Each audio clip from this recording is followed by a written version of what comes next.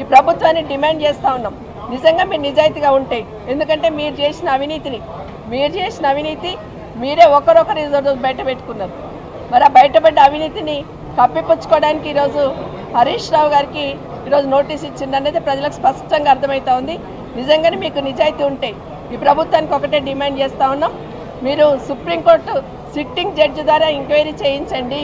ఈ బొగ్గు కుంభకోణంలో అవినీతి జరిగిందా లేదా, ఏ విధంగా అవినీతి జరిగిందనేది బయటకు రావాలి.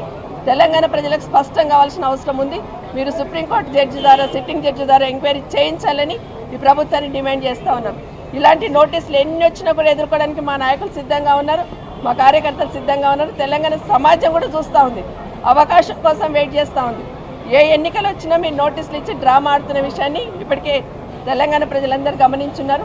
మొన్న సర్పంచ్ ఎలక్షన్ తగిన దెబ్బకి గిలగిలా కొట్టుకుంటూ ఈరోజు మున్సిపల్ ఎలక్షన్లో కూడా ఈ నోటీస్ ఇచ్చి ఏదో డ్రామా ఆడాలనుకుంటున్న మీ నాటకాలు చెల్లవని ఖచ్చితంగా ప్రజలందరూ కూడా బీఆర్ఎస్ పక్షాన ఉంటారని కూడా మనవి చేసుకుంటూ, మీరు ఇస్తున్న హామీలన్నీ కూడా చూస్తున్నాం. అన్నీ వదిలేసి ఈరోజు బతుకమ్మ చీరలు మొన్న గ్రామాలలో పెంచారు, ఇప్పుడు మళ్ళీ పట్టణాల్లో పంచుతున్నారు. ఇవన్నీ కూడా మీరు 6 గ్యారెంటీలు 420 హామీలు నెరవేర్చేదాకా